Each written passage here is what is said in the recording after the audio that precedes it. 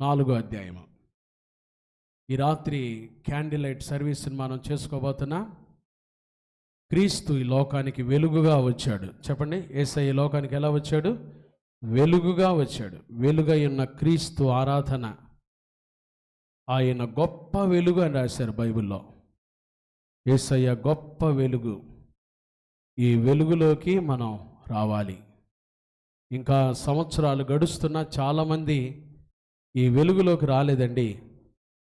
ఈ రాత్రి దేవుని మాటల ద్వారా మన జీవితాలు వెలిగించబడాలి. చెప్పండి, మన జీవితాలు ఏం చేయబడాలి? వెలిగించబడాలి. మత్తయి సువార్త 4వ అధ్యాయం 12 నుంచి నేను చదువుతున్నాను. చక్కగా మీరు ఆ భాగాలు గమనించండి. యోహాను చెరపట్టబడినని యేసు విని గలిలయకు తిరిగి వెళ్ళి, గలిలయ ఉదయం మనం ఏం విన్నాం? బేత్లెహేము విన్నాం. ఈ రాత్రి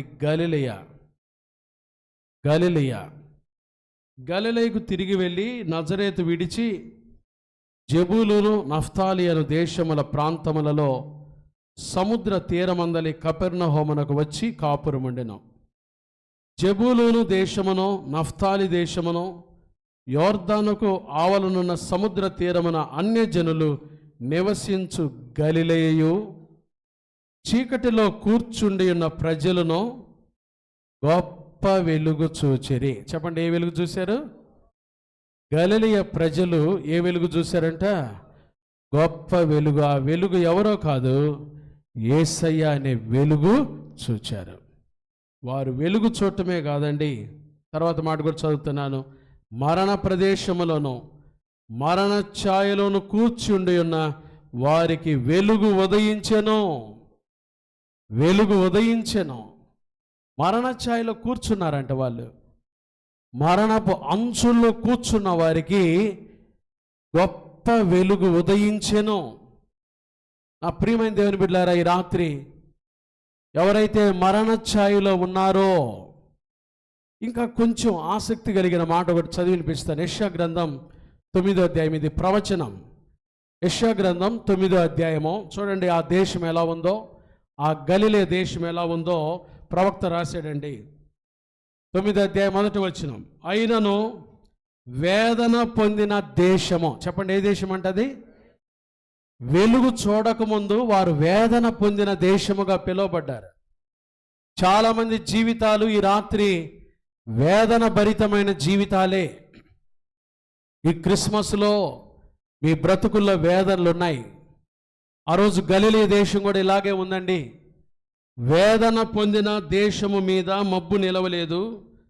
పూర్వకాలమున ఆయన జెబూలూను దేశమును నఫ్తాలి దేశమును అవమానపరిచెను. అంత్యకాలమున ఆయన సముద్ర ప్రాంతమును అనగా యోర్దాను అద్దరిని అన్యజనుల గలిలయ ప్రదేశమును ఏం చేస్తున్నాడంటే మహిమగల దానిగా చేయించున్నాడు. అది అన్యజనులు నివసించు దేశం, గలిలయ దేశం. దేవుడు దానిని మహిమగల దేశముగా చేయబోతున్నాడు. ఈ రాత్రి వేదనతో చీకటిలో కూర్చున్న ప్రజలారా, మరణ ఛాయకు దగ్గరగా ఉన్న ప్రజలారా, మరణాంధకారం అనే ప్రదేశానికి దగ్గరగా ఉన్న వారులారా, ప్రభు మీ మీద ఉదయించునుగాక. ప్రభు మిమ్మల్ని వెలుగుతో నింపునుగాక. క్రీస్తు అనే వెలుగు ద్వారా మీరు వెలిగించబడుదురుగాక. తర్వాత మాట చూడండి, 2వ వచనం. యెషయా గ్రంథం 9:2. చీకటిలో నడుచు జనులు ఏ వెలుగు చూశారంట? గొప్ప వెలుగు చూచుచున్నారు. మరణ ఛాయ గల దేశ నివాసుల మీద వెలుగు ప్రకాశించెను. చూడండి, చీకటిలో నడుచు జనులు. వీరు చీకటిలో నడుస్తున్నారు. చీకటిలో నడుస్తున్నారు అని ఇక్కడ మనం చూసాం. క్రొత్త నిబంధనలో ఏం చూసాం? చీకటిలో ఏం చేశారు? వాళ్ళు కూర్చుండి ఉన్నారు. Very good. మా కోయరోళ్ళు బాగా చెప్తున్నారు. వినాలి, అందరూ వినాలి. కొంతమంది చీకటిలో నడుస్తుంటే, కొంతమంది చీకటిలో ఏమైపోయారు చెప్పండి? కూర్చున్నారు. ఇక సెటిల్ అయిపోయారు. ఈ జీవితం ఇంతటితో ఇంతే. వారికి ఇంక లేద్దాము, పైకి లేద్దాము, వెలుగులోకి వద్దాము అనే ఆలోచన లేకుండా ఉన్నారండి. గలిలయ ప్రదేశం అలాంటి ప్రదేశం. అలాంటి ప్రదేశాన్ని ప్రభు అంటున్నాడు, గలిలయలో చీకటిలో కూర్చుండిన ప్రజలు ఏం చూడాలి చెప్పండి? గొప్ప వెలుగు చూడాలి. ఒకవేళ ఈ రాత్రి నీవు చీకటిలో నడుస్తున్నావేమో, నీ జీవితం చీకటికి పరిమితమైపోయి చీకటిలో కూర్చుండి ఉన్నావేమో, బ్రతుకు మీదే ఆశ లేక మరణఛాయలో ఉన్నావేమో, ప్రభు నీ మీదే ఉదయించాలని ఆశపడుతూ ఉన్నాడు. ఈ యెషయా ప్రవక్తే 60వ అధ్యాయంలో భలే ప్రవచనాలు చెప్తాడండి. లెమ్ము, తేజరిల్లుము, యెహోవా మహిమ నీ మీద ఏం చేయను? ఉదయించెను. లెమ్ము, చీకటిలో కూర్చున్న వారులారా, చీకటిలో నడుస్తున్న వారులారా, చీకటిలో కాపురం పెట్టుకున్న వారులారా, మరణఛాయ అనే భయంకరమైన మరణపు నీడలో బ్రతుకుతున్న వారులారా, లెండి, క్రీస్తు అనే వెలుగు ఈ రాత్రి మీ మీద ప్రకాశించాలని యేసయ్య ఆశపడుతూ ఉన్నాడు. క్రీస్తు అనే వెలుగు మీలో ఉదయించాలని ఆశపడుతూ ఉన్నాడు. ఎంతకాలం చీకటిలో నడుస్తారు? ఎంతకాలం చీకటిలో కూర్చుండి ఉంటారు? గలిలయ ప్రదేశం చీకటిలో ఉన్న ప్రదేశం అండి. అలాంటి ప్రదేశాన్ని యేసయ్య ఎన్నుకున్నాడు. గలిలయ గురించి ఒక 2-3 మాటలు మీకు చెప్తాను ఉపోద్ఘాతంలో. ఇంకా గలిలయ చూడండి ఎలాంటి ప్రదేశమో చరిత్రలో కొంచెం. రాజులు మొదటి గ్రంథం 9వ అధ్యాయము. రాజులు మొదటి గ్రంథము 9వ అధ్యాయము చూడండి. నేను చదువుతున్నాను ఈ మాటలు. రాజులు మొదటి గ్రంథం 9వ అధ్యాయము 10వ వచనం నేను చదువుతున్నాను. సొలొమోను యెహోవా మందిరమును రాజనగరును ఈ రెండింటిని 20 సంవత్సరములలోగా కట్టించెను. సొలొమోను కట్టించాడంట. అతడు పని ముగించిన తరువాత తూరు రాజైన హీరాము సొలొమోను కోరినంత మట్టుకు దేవదారు మ్రానులను, సరళ వృక్షపు మ్రానులను, బంగారమును అతనికి వచ్చి ఉన్నందున సొలొమోను గలిలయ దేశమందున్న 20 పట్టణములను ఎవరికి ఇచ్చాడంట? తూరు రాజైన హీరాముకి ఇచ్చాడంట. ఆ 20 పట్టణాల్లో ఏమని చెప్పండి? గలిలయ పట్టణం ఉంది. గలిలయ దేశమందున్న 20 పట్టణాలు తూరు రాజైన హీరాముకి ఇచ్చాడు. 12వ వచనం. హీరాము సొలొమోను తనకిచ్చిన పట్టణములను చూచుటకు తూరు నుండి రాగా అవి అతని దృష్టికి అనుకూలమైనవిగా కనబడలేదు గనుక, నా సహోదరుడా, నీవు నాకు ఇచ్చిన ఈ పట్టణములు ఏ పాటివనెనో నేటి వరకు వాటికి ఏమని పేరు? కాబూల్ అని పేరు. చెప్పండి, ఏ పేరు? కాబూల్ అనండి గట్టిగా. ఏమనండి? బాబుల్ కాదు. చెప్పండి, ఏబుల్, కాబుల్ అనండి గట్టిగా. లోపల కూర్చున్న వాళ్ళు ఏబుల్. సొలొమోనుకి సహాయం చేసిన హీరాము రాజుకి సొలొమోను 20 పట్టణాలు ఇచ్చాడంట గలిలయ దగ్గర. హీరాము ఈ పట్టణాలు ఎట్లున్నాయో చూద్దామని వస్తే అవి కాబూల్. కాబూల్ అంటే ఫుట్ నోట్లు ఏం రాశారో చూడండి. నిష్ప్రయోజనము. చెప్పండి, ఏ ప్రయోజనము? గలిలయ పట్టణము నిష్ప్రయోజనమైన పట్టణము. గలిలయ పట్టణము చీకటిలో కూర్చుండి ఉన్న పట్టణము. గలిలయ పట్టణము మబ్బు వేదన పొందిన దేశము. గలిలయ పట్టణము మరణ ఛాయలో తిరిగిన ప్రదేశం అది. అలాంటి పట్టణాన్ని యేసయ్య ఎన్నుకొని గలిలయ పట్టణములో ఉన్న ప్రజలు ఏం చూశారు?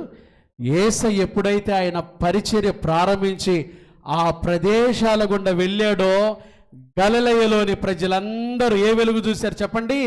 గొప్ప వెలుగు చూశారు. ఒకవేళ ఈ రాత్రి నీ జీవితము నిష్ప్రయోజనమైందని చెప్పారా? ఎందుకు పనికిరాని దానివే భర్త అన్నాడా నిన్ను? నువ్వు దేనికి పనికిరాని దానివి, నువ్వు దేనికి పనికిరాని వాడెవరా? మీ తల్లిదండ్రులు ఎవరన్నా అన్నారా మిమ్మల్ని? You are useless. నువ్వు పనికిరాని వ్యక్తివి, నిష్ప్రయోజనమైన వ్యక్తివి, నీకు అసలు ఇంట్లో స్థానం లేదు, నా దగ్గర ఉండొద్దు, వెళ్ళిపో అని ఎవరైనా అన్నారా? చూడండి మన దేవుడు ఎంత గొప్ప దేవుడో. నిష్ప్రయోజనమైన గలిలయ దేశాన్ని ప్రయోజనకరమైన దేశంగా మార్చడమే కాకుండా చీకటిలో ఉన్న గలిలయ దేశాన్ని, అన్యజనులతో నిండి ఉన్న గలిలయ దేశాన్ని మహిమగల దేశముగా మార్చి గొప్ప వెలుగు చూసేటట్టుగా చేశాడు. ఈ రాత్రి నీ బ్రతుకు ఎలా ఉంది? నిష్ప్రయోజనమైన స్థితిలో వచ్చావా? ఈ రాత్రి ఆరాధనలో, ఈ క్రిస్మస్లో నిష్ప్రయోజనమైన స్థితిలో వచ్చావా? ఒనేసిము గురించి బైబిల్లో ఒక మాట మనం చూస్తాం. ఫిలెమోను పత్రికలో పౌలు అంటాడు, మునుపు నీకు నిష్ప్రయోజనమైన వాడే. ఫిలెమోన్. ఒనేసిము ఎవరో తెలుసా? పారిపోయిన నేరస్తుడు, ఒక దొంగ, ఒక అపనమ్మకమైన దాసుడు. అయితే ఒకప్పుడు అది ఎప్పుడైతే పౌలును రోమా చెరసాల్లో కలుసుకున్నాడో, యేసు ప్రభు సత్య సువార్త తెలుసుకున్నాడో, పౌలు అంటాడు కదా ఒనేసిము గురించి, ఓ ఫిలెమోను, మునుపు నీకు నిష్ప్రయోజనమైన వాడే, కానీ ఇప్పుడు నీకును నాకును ఏమయ్యాడు? ఒనేసిము ప్రయోజనకరమైన వాడు. నిష్ప్రయోజనమైన జీవితాన్ని ప్రయోజనకరంగా మార్చేవాడు యేసయ్య. ఈ రాత్రి నా ప్రియమైన దేవుని బిడ్డలారా, ఈ క్రిస్మస్ సందేశం ఏంటో తెలుసా?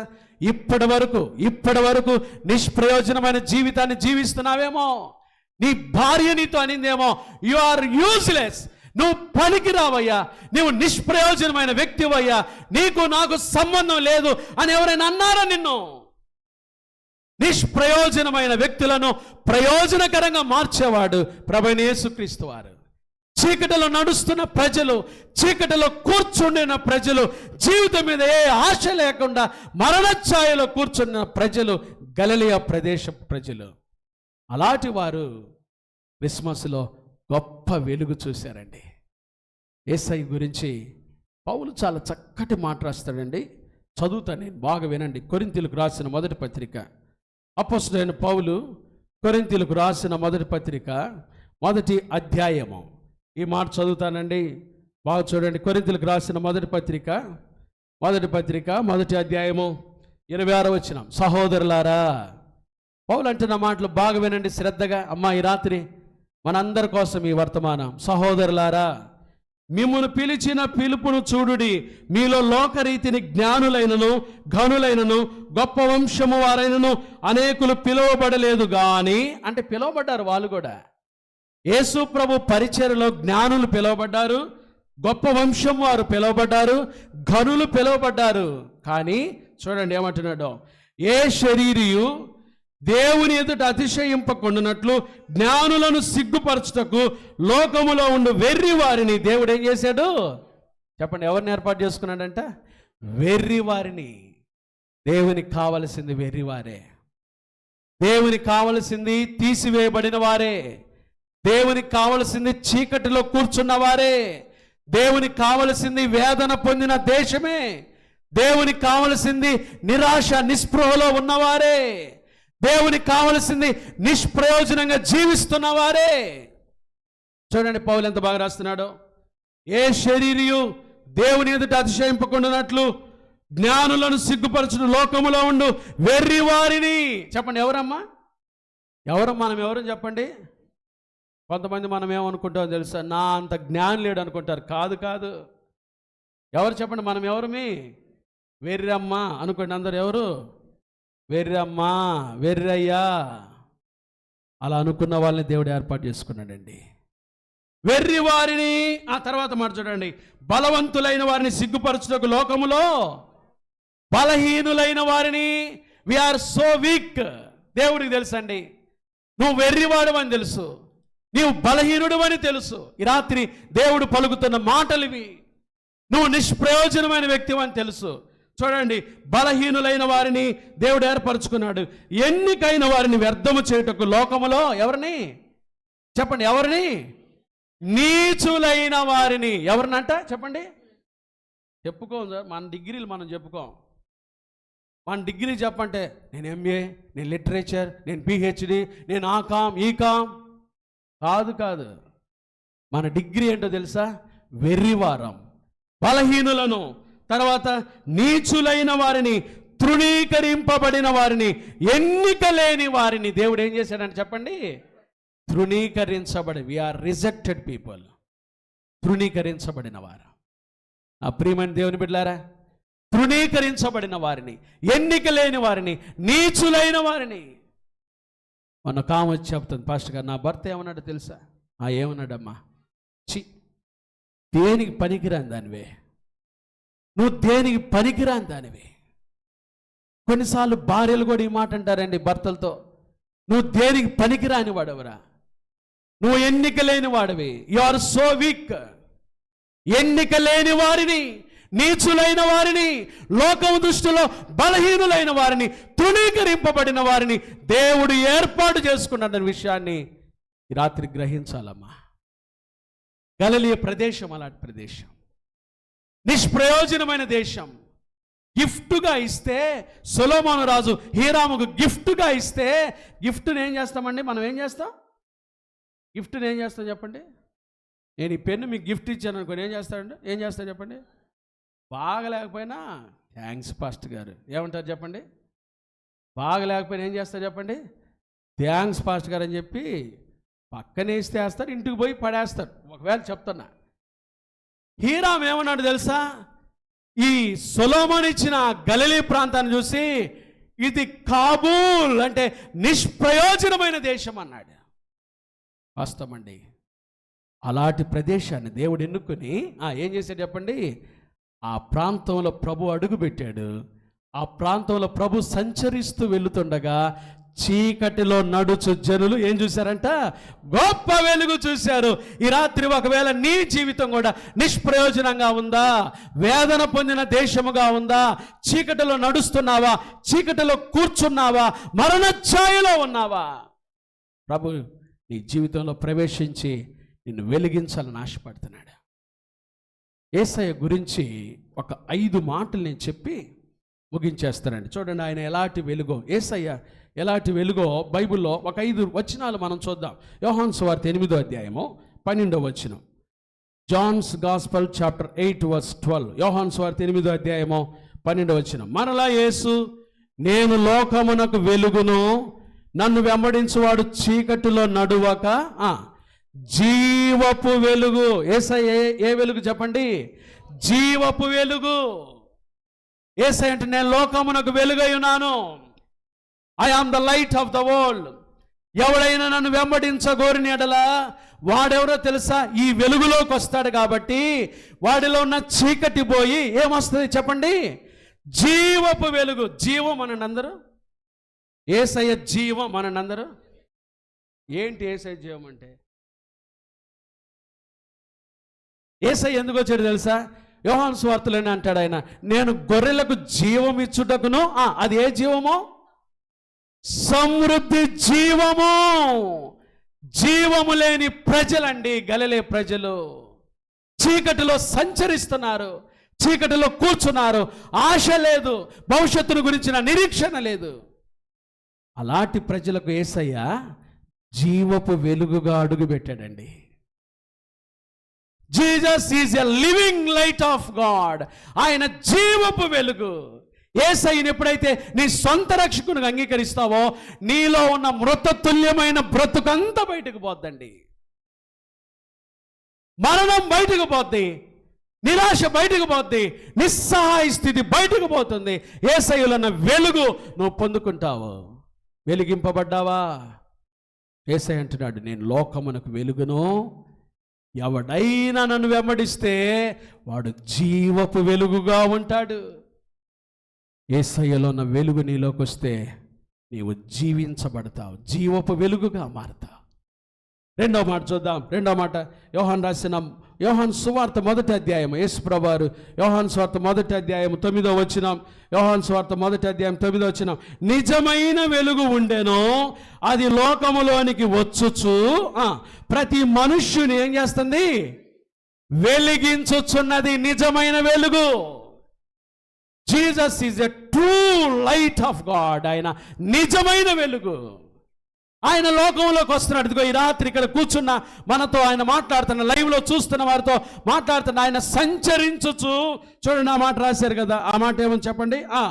ఆయన అది లోకములోనికి వచ్చుచు ప్రతి మనుష్యుని ఏం చేస్తుంది చెప్పండి? ఏం చేస్తుంది?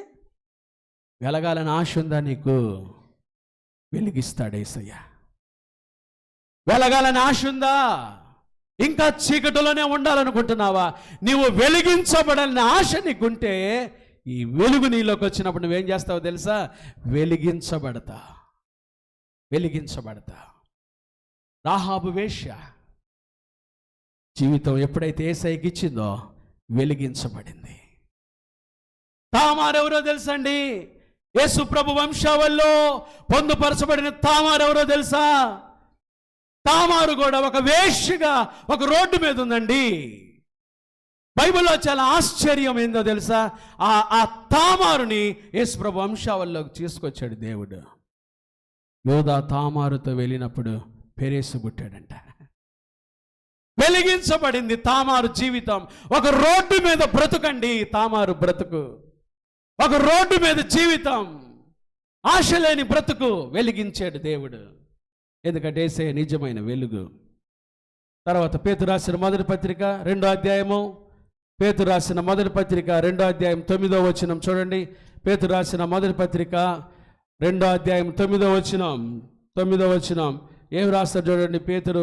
అయితే మీరు చీకటిలో నుండి ఏ వెలుగండి? చెప్పండి, ఏ వెలుగు? యేసు ప్రభు నమ్మిన మనందరం ఏ వెలుగు తెలుసా? ఆశ్చర్యమైన వెలుగు.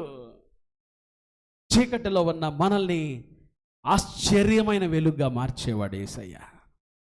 వస్తావా యేసయ్య దగ్గరికి? వస్తావా యేసయ్య దగ్గరికి? యేసయ్య నిన్ను ఆశ్చర్యకరమైన వెలుగుగా మార్చేవాడు. జీవితం వేదనతో ఉందా? జీవితం మరణ ఛాయలోకి వెళ్ళిపోయిందా? జీవితం నిష్ప్రయోజనం అయిపోయిందా? నిష్ప్రయోజనమైన కాబూల్ దేవుడు ప్రయోజనకరంగా మార్చాడు, వెలుగుతో నింపాడు. మరొక మాట చూద్దాం చూడండి. అపొస్తలుల కార్యాలు 26వ అధ్యాయం 13వ వచనం.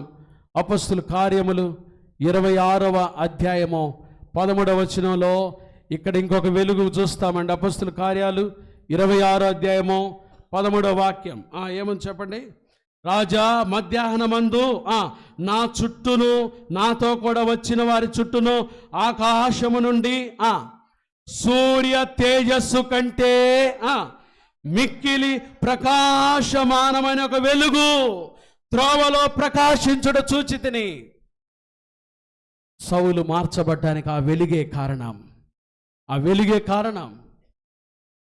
ప్రకాశమానమైన వెలుగు యేసయ్య. ఇదిగో ఈ రాత్రి నీ బ్రతుకును ప్రకాశించాలని ఇష్టపడుతున్నాడు. ప్రకాశించబడటానికి నీకు ఇష్టమేనా? ప్రకాశమానమైన వెలుగు రావటానికి నీకు ఇష్టమేనా?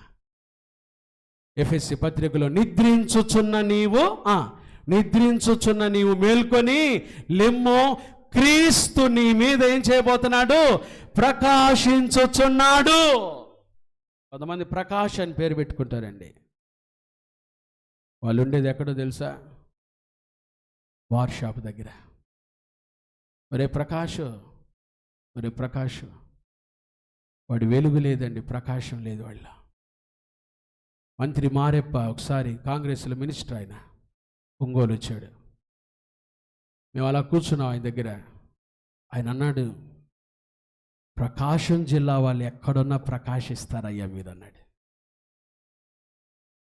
మీ జిల్లా పేరే ప్రకాశమయ్యా.